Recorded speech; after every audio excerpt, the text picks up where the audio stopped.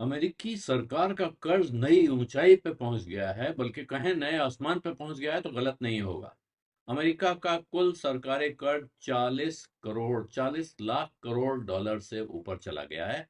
40 trillion dollar का कर्ज, आप जानते हैं भारत की इकोनॉमी 5 ट्रिलियन डॉलर हो जाए, ये सपना देखा जा रहा है काफी समय से। वहां कर्जा हो गया है 40 ट्रिलियन डॉलर का। और इसमें जेफरीज के जो इक्विटी स्ट्रेटजिस्ट हैं क्रिस वुड, उनको एक बड़ा खतरा दिखाई पड़ रहा है। और उनका कहना है अगर ऐसा हो गया तो दुनिया भर के शेयर बाजारों में हड़कंप आ सकता है, बिल्कुल भूचाल आ सकता है। वो एकदम खड़बड़ा जाएंगे। हुआ क्या है कि अमेरिका की सरकारी खजाने की हालत पतली है तो पता ही है। और उसके और कमजोर होने की वजह से बॉन्ड यील्ड्स बढ़ रही हैं। जो कर्जा है अमेरिका का वो पहुंच गया है 40 lakh crore dollar, 40 trillion dollar. और इसके साथ बॉन्ड पर यील्ड बढ़ रही हैं, यानी कि बॉन्ड पर इंटरेस्ट बढ़ता जा रहा है। और अभी उनको यही चिंता दिख रही है क्रिस वुड को कि एक ट्रिगर पॉइंट आ सकता है जहां जाके अचानक बॉन्ड यील्ड ऐसी हो जाएगी कि लोग इक्विटी छोड़ के सब बॉन्ड की तरफ भागना शुरू कर देंगे।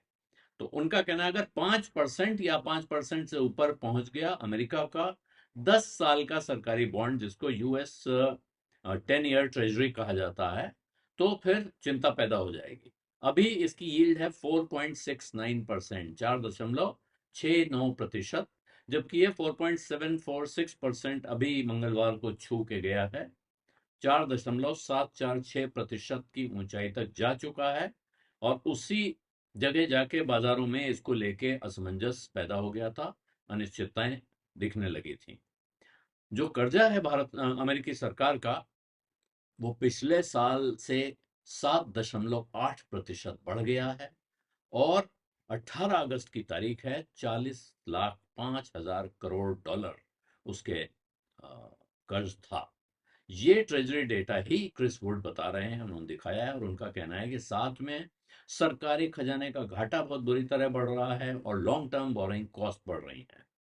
जो ये कमजोरी दिख रही है, ये बिल्कुल साफ साफ ट्रेजरी यील्ड पर ऊपर की तरफ दबाव बनाती है, वो उसको ऊपर उठाने का काम करती है। उन्होंने अपनी ताजा ग्रीड एंड फियर रिपोर्ट में लिखा है अमेरिकी सरकार का घाटा 432 अरब डॉलर हो गया है जुलाई के महीने में, जो मार्च 2021 के बाद से उसका हाईएस्ट लेवल है।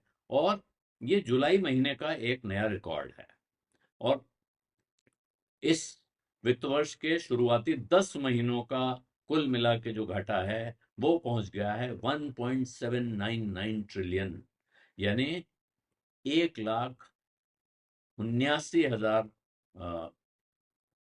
लाख करोड़ डॉलर।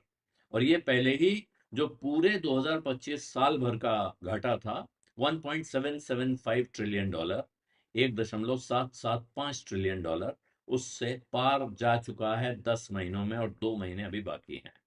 तो ये और 10 महीनों का डेफिसिट अगर सिर्फ जोड़ें तो ये भी पिछले 5 साल में सबसे ज्यादा है, 10 महीनों का डेफिसिट इस जगह पहुंचने का। जबकि जो एनुअलाइज अगर इसको आप सालाना उस पर जोड़ें तो अब वो जीडीपी का 6.1% हो चुका है। जबकि 5.7% था ये जून के महीने में जब हिसाब लगाया गया था 12 महीनों का। अब यहाँ क्या है, जो टैरिफ से उम्मीद थी इस सरकार को, अमेरिकी प्रशासन को, ट्रंप की सरकार को, कि टैरिफ बढ़ाने से हम अपनी कमाई बढ़ा लेंगे, तो वो आशा भी धूमिल पड़ती जा रही है, वो उम्मीद पर भी पानी फिरता हुआ दिख रहा है। मंथली फिगर टैरिफ की नेगेटिव 8.5 बिलियन डॉलर है। मतलब ये नेगेटिव में आ गई है जुलाई के महीने में। जबकि जून में भी ये नेगेटिव 25.56 बिलियन डॉलर थी। और इसको कंपेयर करिए, अप्रैल में उन्हें 22.12 अरब डॉलर मिले थे। और अक्टूबर 2025 में तो रिकॉर्ड था 31.35 बिलियन डॉलर। जो टोटल फेडरल रिसीट्स हैं, मतलब सरकार को मिलने वाली कुल रकम, ये जुलाई में 1.3% गिरी है पिछले साल की जुलाई के मुकाबले। और पिछले 3 महीनों में ये लगभग 5.7% गिर चुकी थी। टैक्स से होने वाली कमाई, जिसमें टैरिफ भी शामिल है, 8% गिरी है जुलाई में।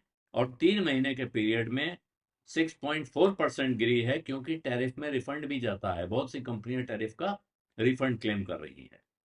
अब खर्चा जहां तक सवाल है, सरकार का पूरा खर्चा 21.7% बढ़ गया जुलाई के महीने में पिछले साल के मुकाबले, और पिछले 3 महीनों में ये 10% से ज्यादा बढ़ा है। सरकार जो डिफेंस का खर्चा है, नेशनल डिफेंस बड़ा खर्चा होता है, वो 19.9% बढ़ा है जुलाई में, और 3 महीने के पीरियड में 10.9% बढ़ा है। और बड़ा प्रेशर है जो अमेरिका की आर्थिक प्रगति की रफ्तार है, वृद्धि की रफ्तार है नॉमिनल टर्म्स में, और साथ में treasury yields. Nominal GDP America की एक एवरेज 5.9% की रफ्तार से पिछले 12 तिमाही में लगातार बढ़ी है, जो 10 साल की बॉन्ड यील्ड से ऊपर रही है। और यहाँ यही क्रिस वुड को ये दिखता है कि इसका मतलब हुआ, इससे संकेत मिलता है कि बॉन्ड यील्ड को यहाँ से और बढ़ना चाहिए। मतलब तार्किक है कि बॉन्ड यील्ड यहाँ से बढ़ेगी, और यही कारण है कि उन्हें वो 5% के थ्रेशोल्ड के ब्रीच होने की चिंता सता रही है। इक्विटी मार्केट के लिए अच्छा क्या है उनके हिसाब से है कि ट्रेजरी सेक्रेटरी जो आप भारत में वित्त मंत्री जो होता है, अमेरिका में उसको ट्रेजरी सेक्रेटरी कहते हैं, स्कॉट बेसेंट, वो पूरा दम लगाए हुए हैं कि 10 ईयर बॉन्ड की यील्ड 5% पार करना तो दूर, 5% तक पहुंच भी ना पाए। उनका कहना है कि कम से कम उन्होंने वो लॉन्गर टर्म बॉन्ड्स के बाईबैक जितना सरकार खरीदती है उसको डबल कर देंगे, और उसके बाद ही, इस अनाउंस के बाद, अमेंट के बाद ही 10 साल और 30 साल के ट्रेजरी बॉन्ड्स की यील्ड गिरकर 4.63% और 5.18% तक पहुंच गई है। इसके बावजूद बॉन्ड मार्केट में ये नहीं कहा जा सकता है कि सब कुछ स्थिर हो गया है, अभी वहां बहुत चीजें बहुत डावाडोल चल रही हैं। जो लंबी अवधि के अमेरिकी बॉन्ड्स हैं, सरकारी बॉन्ड हैं, वो जो वुड कहते हैं कि एक बिल्कुल ब्रूटल बेयर मार्केट में चल रहे हैं, उनमें एक मंदी का बड़ा सिलसिला चल रहा है मार्च 2020 से, एक तरह का कत्लेआम कह सकते हैं उनमें, और अगर उनके दाम गिरते हैं उसका अर्थ होता है कि उन पर यील्ड बढ़ती है। में ब्लूमबर्ग का US long treasury total return index है, वो 39% गिर चुका है इस दौरान। इसका मतलब है कि सालाना 7.3% के एवरेज से उसमें गिरावट आई है। और उधर S&P 500 यानी स्टॉक मार्केट का इंडेक्स 279% बढ़ा है, जो एनुअलाइज तरीके से देखेंगे तो 23.1% जो टोटल रिटर्न के हिसाब से मार्च 2020 में, जहां वो सबसे नीचे गया था कोरोना में, उसके बाद से उसके रिटर्न के हिसाब से 23% का एवरेज एनुअल रिटर्न वो देता हुआ आया है। अमेरिका साथ में एक और ये है कि विदेशी पैसे पे अमेरिका बहुत बुरी तरह डिपेंडेंट है। इनका जो बड़ी इंटरनेशनल इन्वेस्टमेंट पोजीशन में जो उनको डेफिसिट है, वो बढ़कर $7.8 ट्रिलियन हो गया है, जो जीडीपी का लगभग 40% है, 39.9%। 2017 के अंत में ये था, और वहां से बढ़कर, ये 2017 का आंकड़ा बताया मैंने, ये बढ़ा है $7.8 ट्रिलियन, या 39.9% ऑफ जीडीपी से, जो 2017 के अंत में था, ये हो गया 75.5% जीडीपी का, या $22.1 ट्रिलियन 2024 के अंत में। और मार्च 26 क्वार्टर के अंत में तो ये $21.3 ट्रिलियन पे है, जो जीडीपी का 68.1% है। विदेशी पोर्टफोलियो होल्डिंग, अमेरिका के शेयर बाजार में जो विदेशी पोर्टफोलियो में पैसा है, अब वो इंडिविजुअल भी हो सकता है और फंड मैनेजर्स का भी हो सकता है, वो 24.5% बढ़ा है जून के एंड में, अगर आप देखेंगे ईयर ऑन ईयर पिछले जून के मुकाबले, और ये हो गया है $24.5 ट्रिलियन, $24.5 ट्रिलियन। विदेशियों की जो नेट परचेज है बाजार में एनुअलाइज, अगर उसे देखेंगे तो ये पिछले 12 महीनों में जून तक $919 अरब पर पहुंच चुकी थी। जैसे जैसे एआई का बूम बढ़ता गया, इसमें तेजी आती गई है। हालांकि एआई ट्रेड अभी भी मजबूत रिटर्न दे रहा है, खास तौर पे जो कंपनियां इंडस्ट्री का बहुत एसेंशियल इंफ्रास्ट्रक्चर वगैरह देती हैं।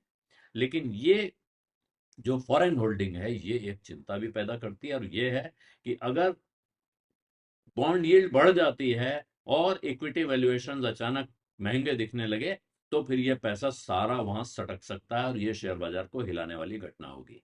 एक चिंताजनक चीज है जापान। जापानी इन्वेस्टर्स का अमेरिकी ट्रेजरी में $1.12 ट्रिलियन 1,12,000 करोड़ डॉलर लगे हुए हैं जून के अंत में, जो उनकी अभी फरवरी में हाई था 1.24 ट्रिलियन डॉलर, उससे नीचे हैं। लेकिन वुड को लगता है कि जापानीज इंस्टीट्यूशंस पर ये प्रेशर लगातार है कि वो long term treasury, long term bonds को बेचें और वापस अपने डोमेस्टिक बॉन्ड यील्ड बॉन्ड में पैसा लगाएं, क्योंकि वहां बॉन्ड यील्ड बढ़ रही है। जापान का बैंक, अब जो बैंक ऑफ जापान वहां का सेंट्रल बैंक है, उस पर लगातार दबाव है कि वो मॉनेटरी पॉलिसी को टाइटन करे, यानी कि ब्याज दरों को ऊपर करे। और वहां ब्याज दर ऊपर होने का अर्थ है कि जो पैसा बहुत समय से जापान से बाहर आकर इन्वेस्ट हो रहा था, वो पैसा दुनिया के दूसरे हिस्सों से निकल के वापस जापान जा सकता है। ये एक बड़ा डर क्रिस वुड को भी दिख रहा है। हालांकि और इस परिस्थिति में क्रिस वुड का कहना है कि अब उन्हें हार्ड एसेट हेजेस करनी दिख रही हैं, यानी कि अपने जोखिम को कम करने के लिए हार्ड एसेट्स पे दांव लगाना चाहिए। हार्ड एसेट्स में क्या कह रहे हैं वो, कि इन्वेस्टर्स को ऑयल और एनर्जी स्टॉक्स पे पैसा लगाना चाहिए। ये बेस्ट हेज है इस वक्त डिसरप्शन के सामने, क्योंकि हॉर्मुज में जो विवाद चल रहा है उसमें कच्चे तेल का और फिनिश प्रोडक्ट दोनों का दाम बढ़ना तय है। और दूसरा सेकंड बेस्ट ऑप्शन उनका कहना है वो है गोल्ड। गोल्ड भी आपको इस खतरे से बचा के रख सकता है। बीज अड्डा में आज इतना ही, इजाजत दीजिए। धन्यवाद, नमस्कार।